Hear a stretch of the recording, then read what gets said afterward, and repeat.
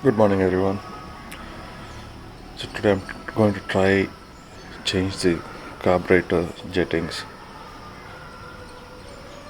for the Royal Enfield Himalayan.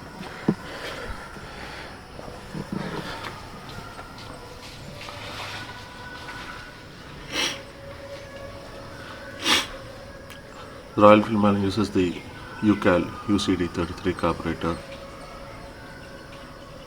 which is pretty much a derivation from the Mikuni constant vacuum, that is the CV carburetor. So probably this tutorial is applicable for all CV type carburetors. I'll put up a description of what a CV carburetor is, so that might give you a better idea of what I'm trying to do. To get started, what I'll have to do, I've got to remove the tank, remove the seats first, remove the tank, disconnect the fuel line, disconnect the TPS sensor connector,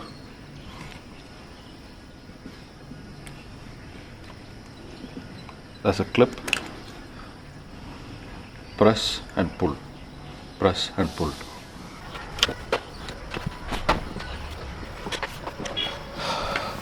This is my first DIY tutorials or DIY tutorial sort of thing, so please pardon me if I'm missing anything.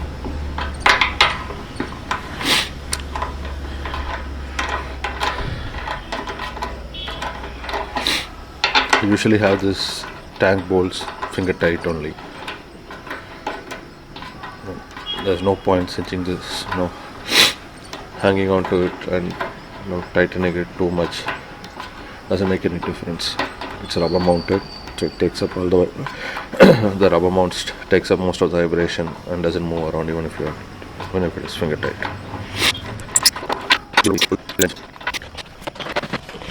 Now just let's disconnect the fuel hose. Be careful not to rip open the wire tube. So it's pretty elasticy, so be very gentle. Okay.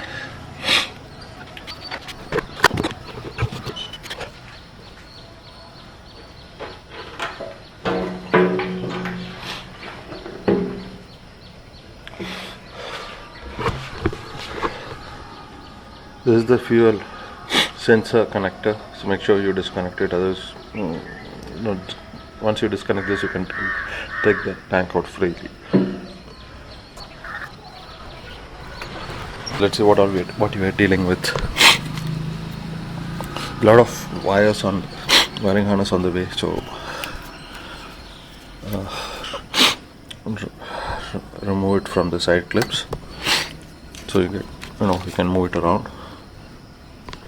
You can move it around and see, have enough room to play with. You need to loosen this Allen bolt, which is this part is the intake manifold rubber.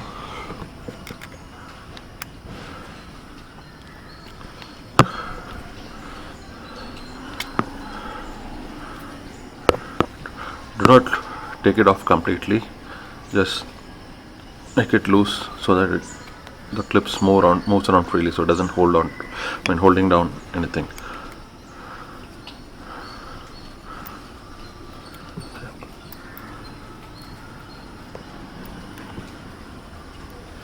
Yeah, right. Remove the accelerator cable. Usually it's a 10 mm nut.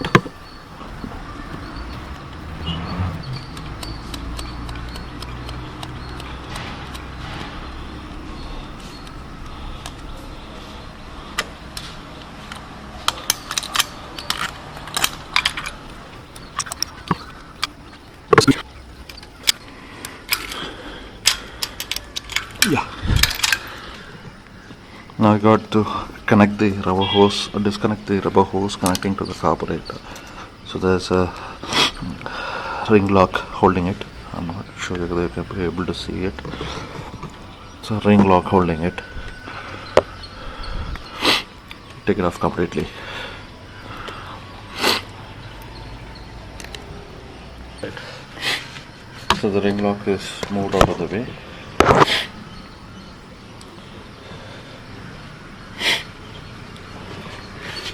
Everything is disconnected, loosened. Now the carburetor is ready to come out. Now is the tricky part. The carburetor will only come out through the left side of the motorcycle. Now the carburetor is held by two rubber mounts on both sides. One the engine intake manifold rubber mount, another is the rubber hose which connects to the airbox. Need to remove the carburetor from both of it.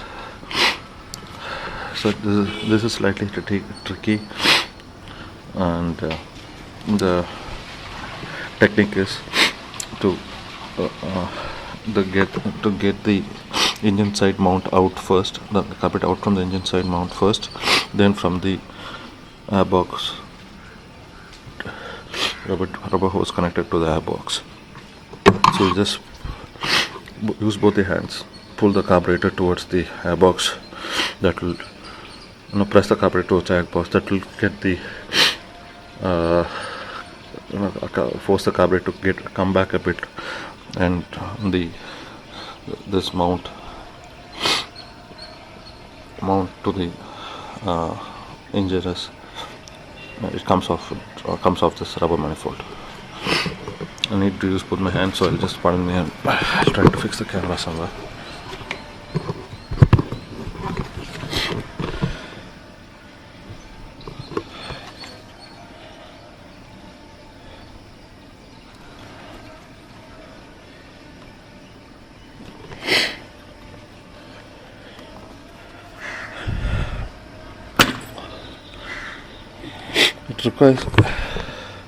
It requires some force, so don't be afraid, you're not going to break anything.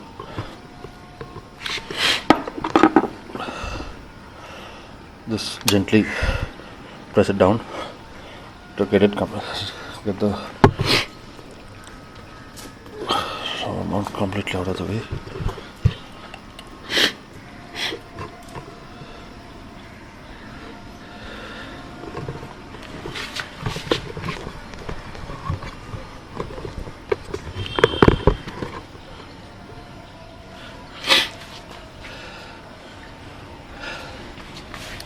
Pardon me, I'm having bad cold. Hence the sniffing.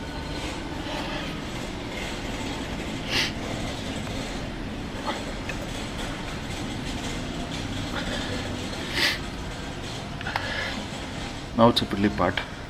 Don't hurry up. Don't rush. Take your time.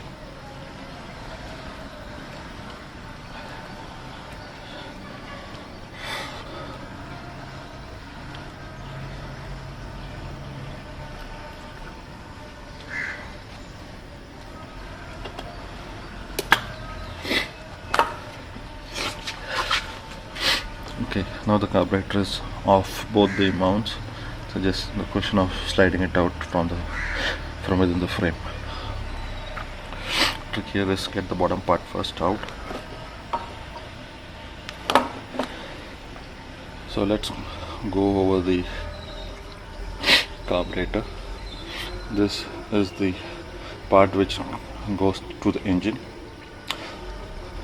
This is where accelerator cable gets connected. It's connected to the butterfly inside. Whenever you give throttle, the butterfly moves. Simple as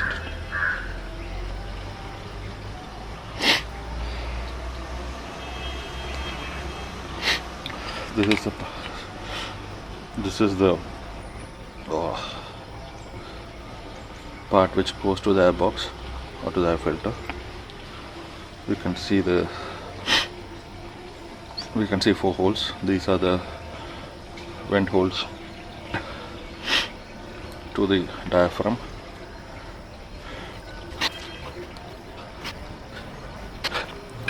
These are the These are the air screws, the air jets. Usually you don't touch it, so it's left alone.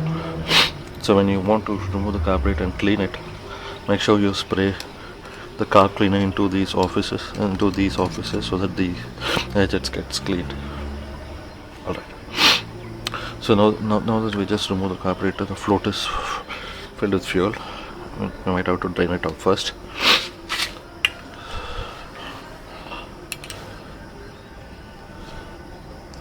This is the screw need to loosen. It's usually a little tight, so just loosen it. The fuel will come out through this this valve.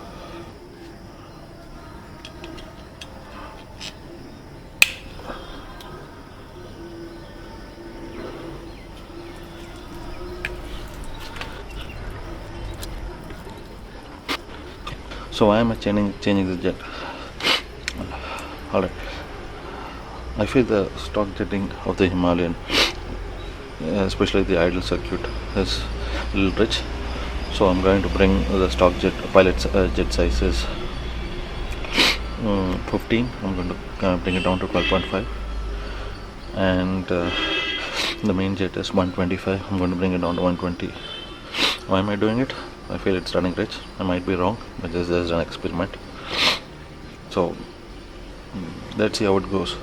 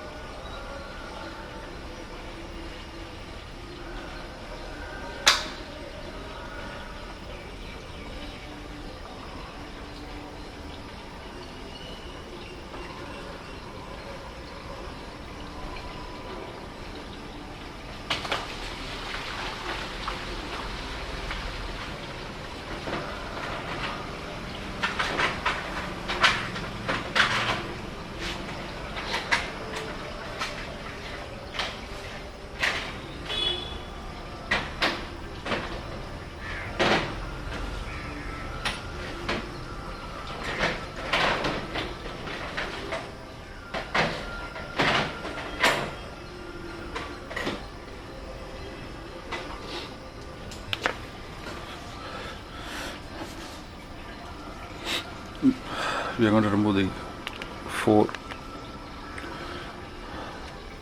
screws from top, because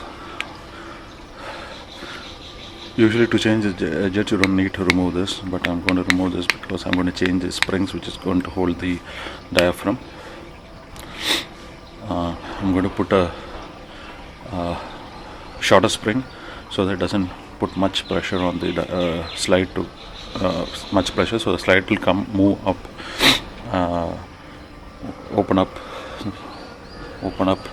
pretty little more easier. So I'm expecting the throttle response to be a little more snappier. To change the jet, I need to remove these 4 screws.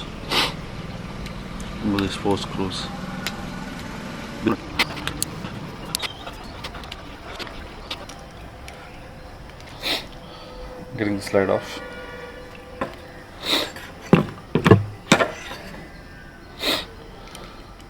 Now would be a good time to check the float.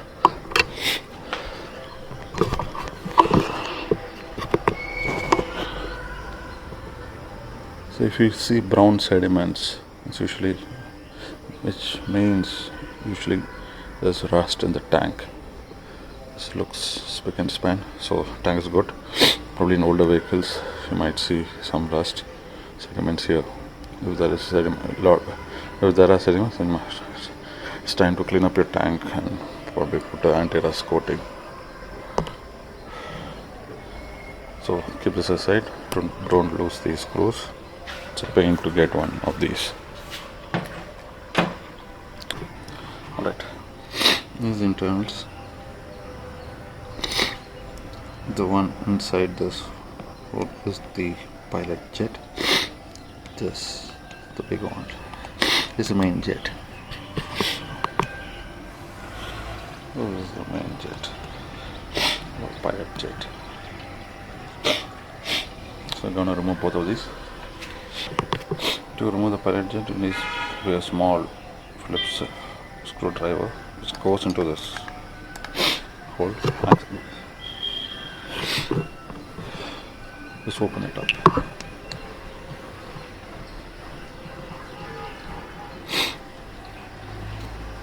It shouldn't be too tight. It shouldn't be too loose either. Just tight enough. The pilot. I'm going to replace it with a smaller size, 12.5 size jet. This is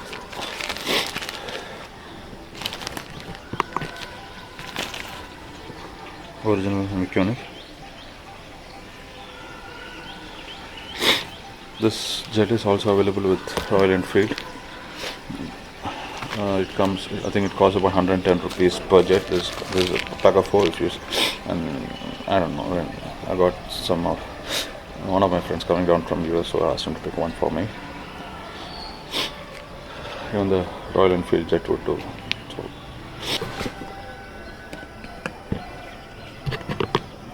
I'll take off the main jet as well.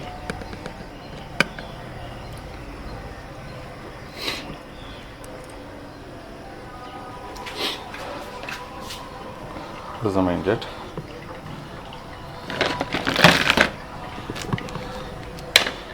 Now it is a smaller 120 size jet.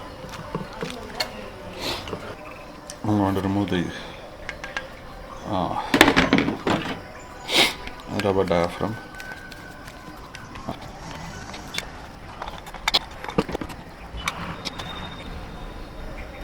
You can see the spring. See the spring. I'm going to put a shorter spring.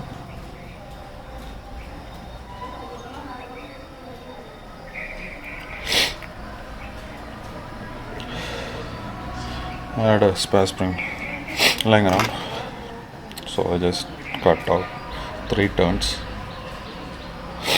and let's see what difference does it make. You don't have to remove the diaphragm to change the springs. Put the spring back and the car back. I'll put the main jet. Do not tighten it too much. I'm putting the pilot jet.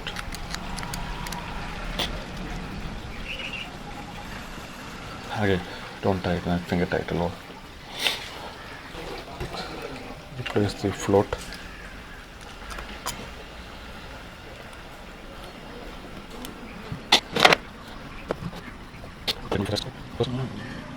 Slightly first, so the screws doesn't pop out by mistake.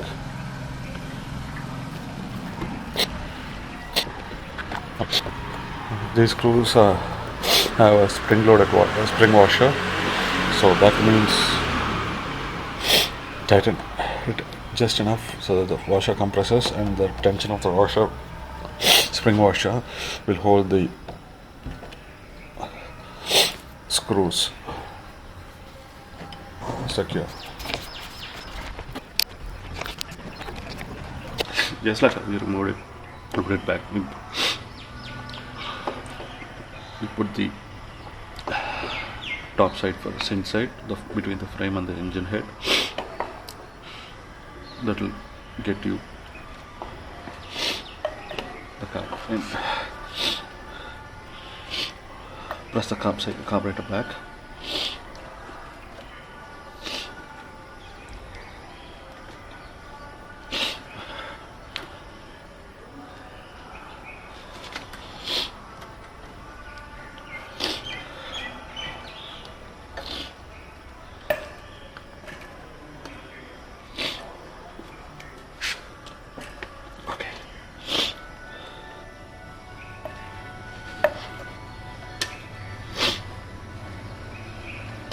put the carb in the intake manifold rubber first.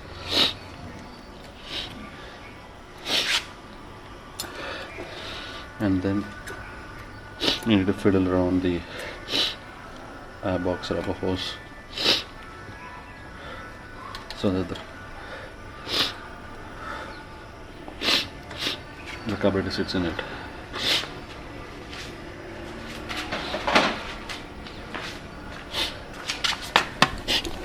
I'm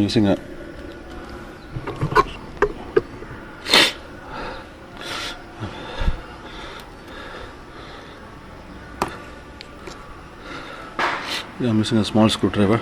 Don't give it too much pressure. Do not tear the hose. Do not poke any holes. Just enough to get the hose wrapped around the carb. Just check from both sides that all the mounts are sitting properly.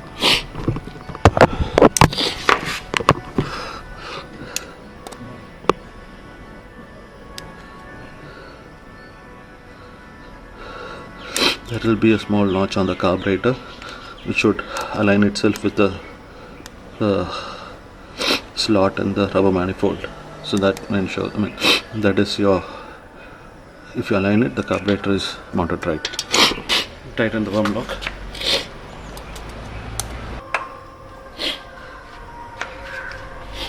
Put the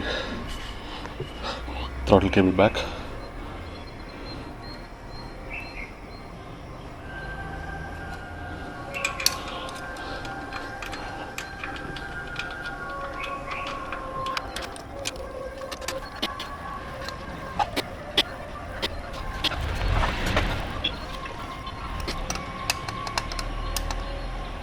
Again, not too tight.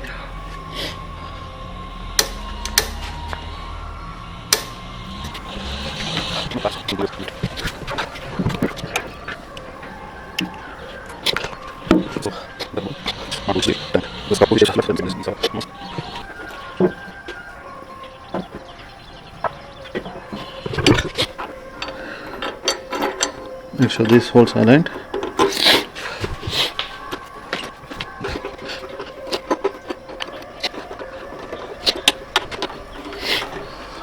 Finger tight.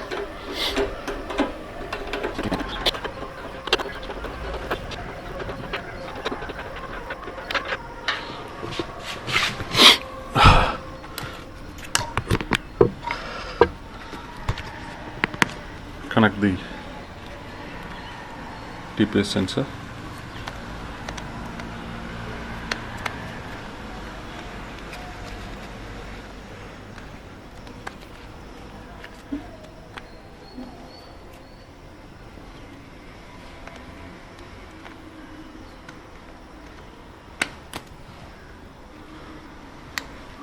Should hear a click.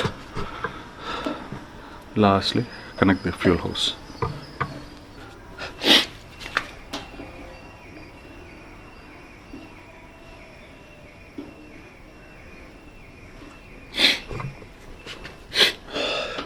Switch on the fuel. Wait for 5 minutes. Wait for a couple of minutes, not 5 minutes. To check for whether there's any leak from the carburetor. Does it overflow? Does it leak from the joints?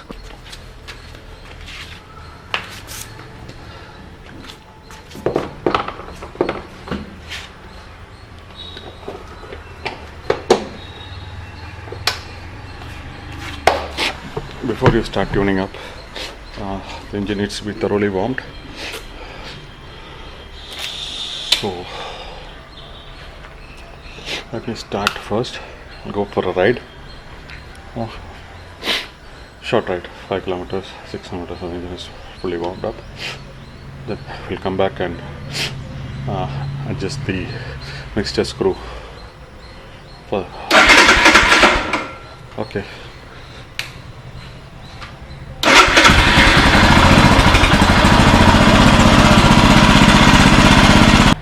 Now that the bike is properly warmed up, we'll try to adjust the air screw mixture. The procedure is pretty simple. Start the bike, let it idle, increase the idle RPM,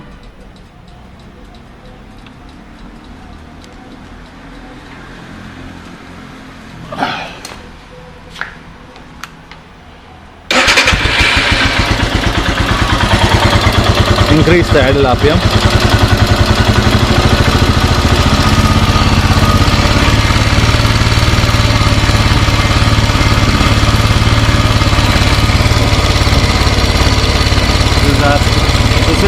This is the air screw mixture.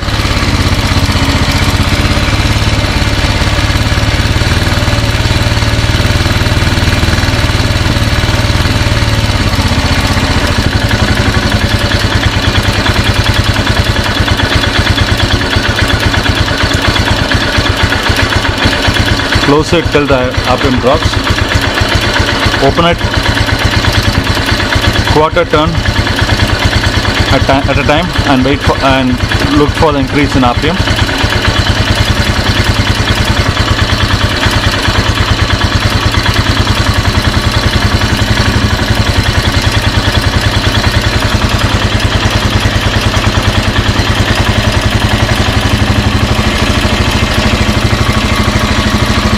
For every half a turn or one turn, blip the throttle.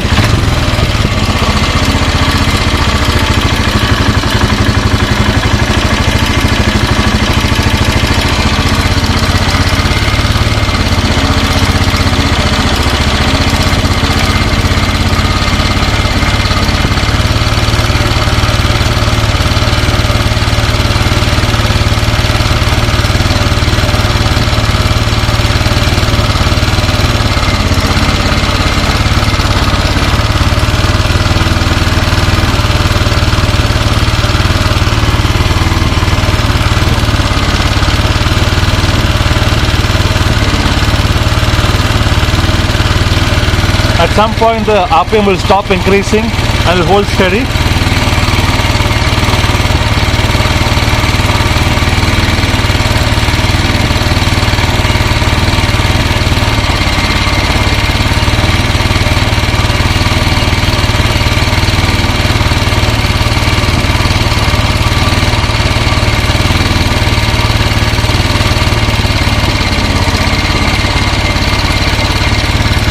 From that, okay, for me it's this point. After this point, the RPM does not make any difference if I open it up or close it.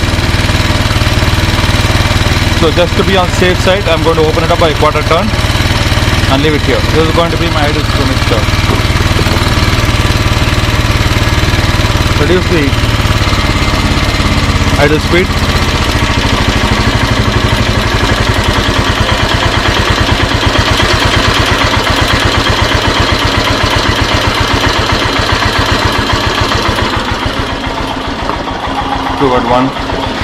To about 1000 RPM or just about 1000.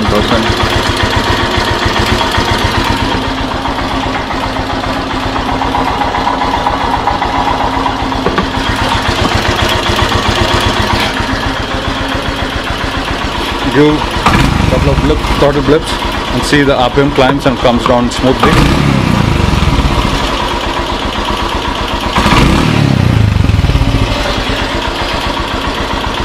I can't hear any after fires or misfires.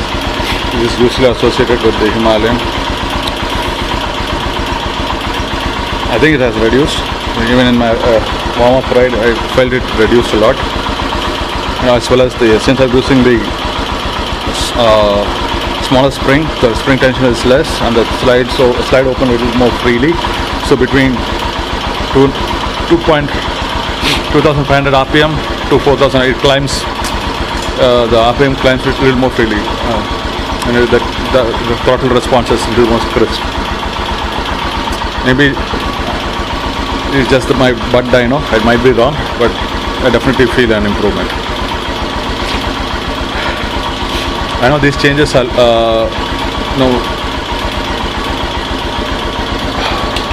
can be only validated. These changes can be only validated at a dyno. So I'm trying to get a slot at a local dyno and see see what different does this mod made. I'm going to take a stock Himalayan as well. One of my friends, a couple of my friends have them. So so we can put a side-by-side comparison and see what the difference is. This changing the carburetor is not something you do every day.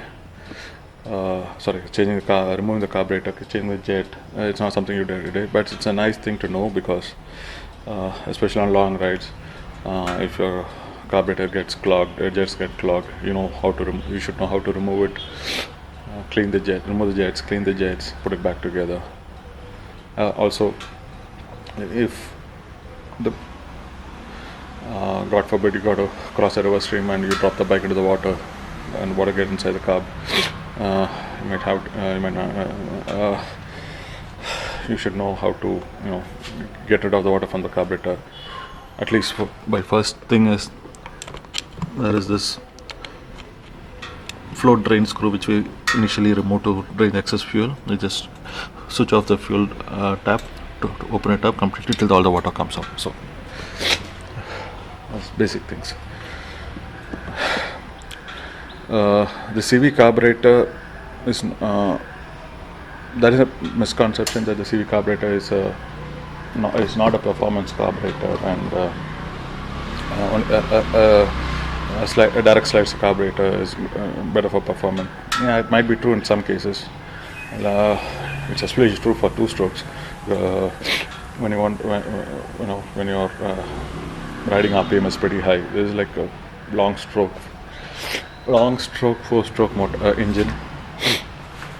So you don't need such an aggressive fuel delivery. The CV carburetor, I'll put a link so you can read up on it. So the CV carburetor will take enough, only the fuel enough what the engine requires at that particular moment. Pretty much that's it. So try to ride the setup for a couple of days and see how it is. Meanwhile, I got to get the 5000 service done. The bike is pretty filthy, especially after a very longish ride last weekend. So I haven't cleaned the bike. I haven't got time to clean the bike. So let's see how it goes. It's coming. Let's see how it goes.